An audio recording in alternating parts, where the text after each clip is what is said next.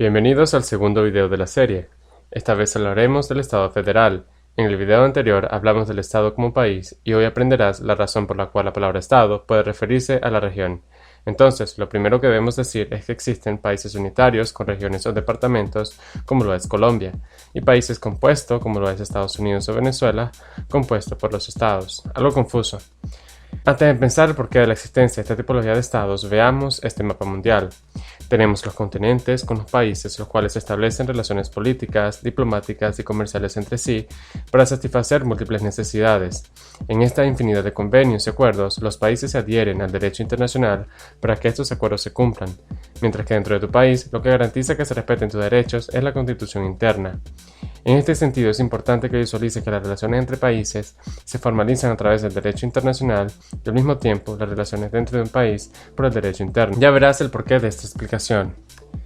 En la historia, el primer estado compuesto conocido fue el resultado de una unión real. Ello consiste en una comunidad de monarcas de dos coronas. Por ejemplo, tenemos dos reyes de dos países o estados distintos que se unen mediante un pacto. En muchos casos, este era el matrimonio, con el objetivo principal de aumentar el poder para la defensa de ambos estados. Como resultados, estos dos estados independientes o países independientes se unen para hacer un solo estado mayor.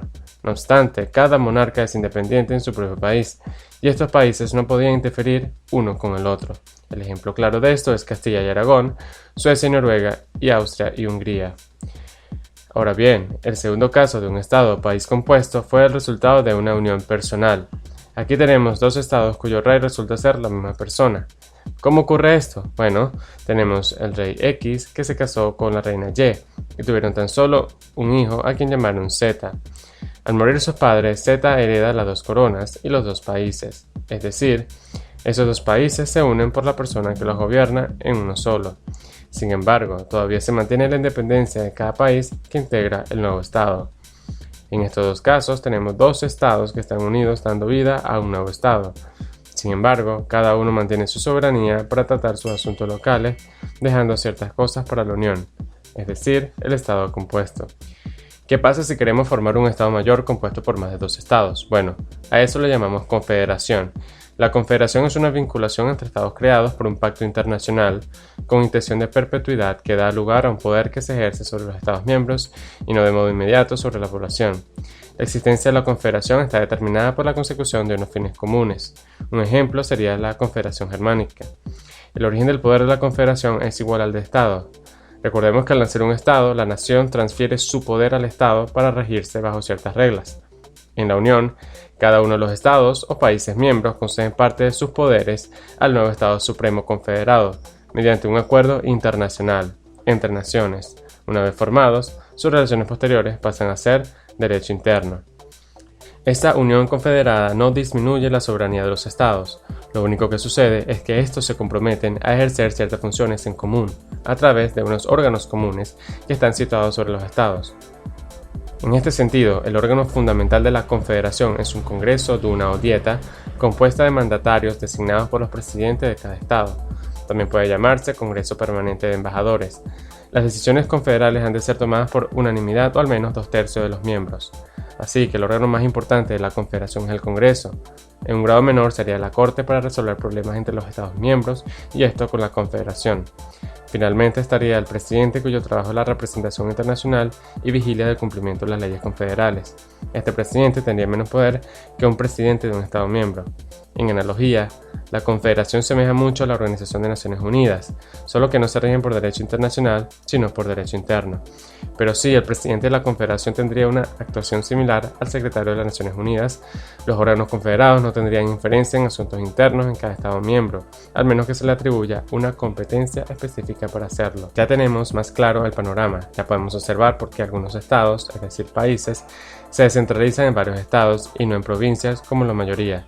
No obstante, falta explicar la razón en sí, y ello es por la federación, cuya existencia se da por toda la explicación anterior. El Estado federal surge de los Estados Unidos y resulta ser una especie de mutación de la confederación. La esencia en la cual la federación y la confederación se difieren es por el poder central. En la federación los Estados miembros pierden mayor soberanía y la injerencia del poder federal es mayor. Aparte de la injerencia, el origen del Estado federal también es distinto. Su origen no es un pacto, sino que su existencia se expresa en un acto jurídico-político como es la Constitución, es decir, un acto de derecho interno.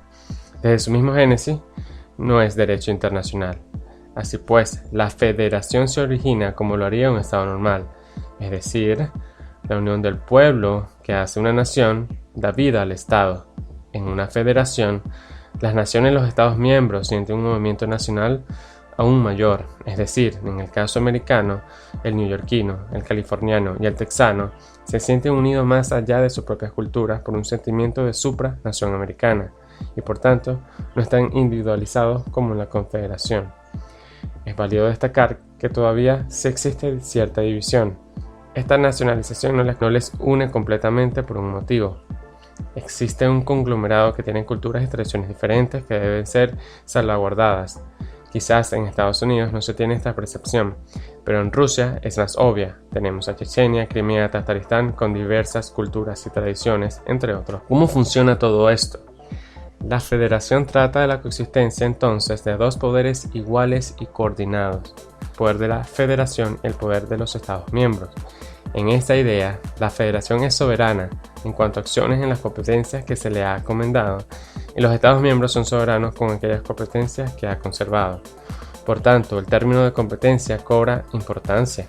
En este sentido, la competencia se define como todo aquello que un Estado pueda hacer previamente codificado en la ley. Así tenemos las competencias exclusivas que solo puede realizar el órgano titular al cual le fue atribuido. Por ejemplo, a la federación exclusivamente le tocaría la defensa de toda la nación. Al Estado miembro solo le tocaría las carreteras internas, entre otras competencias que no sería parte de la federación. Las competencias concurrentes, por otro lado, son las competencias que pueden realizar tanto el Estado como la federación en conjunto. Por ejemplo, la educación y la salud. Así pues, el órgano ejecutivo federal tiene mayor importancia, pues asume mayores competencias de las que tenía en la Confederación. El órgano judicial federal también tiene más importancia, involucrándose en asuntos internos de los Estados miembros y equilibrando la balanza entre los otros poderes federales. El Congreso, por otra parte, es completamente distinto. Se estructura en dos cámaras, la Cámara Baja, Cámara Nacional o Asamblea, cuyos representantes son elegidos en proporción a todo el pueblo de la federación en conjunto, es decir, la representación de la supranación. La Cámara Alta, Cámara Federal o Senado es aquella en la cual cada estado tiene un representante en una cantidad equitativa al resto, pues en esencia todos los estados son igualitarios y por más que alguno tenga más habitantes, en el Senado tendrán el mismo trato. Si no fuese así, los estados miembros con menos población serían tratados como colonia. Una federación entonces es la unión de países que forman un gran país.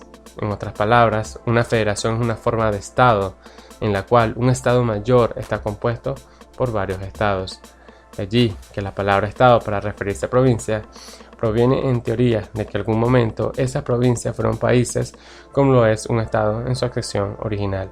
Así pues, los Estados Unidos de América pueden llamarse los Países Unidos de América. En Venezuela, nosotros le decimos estados en vez de provincia, porque nuestra Constitución establece que somos una federación. Entonces podemos decir que el estado Zulia puede ser la República de Zulia, el estado Táchira puede ser la República de Táchira, entre otros. No obstante, aunque la Constitución dice que somos federación, en práctica no lo somos. ¿Podrías decirme por qué?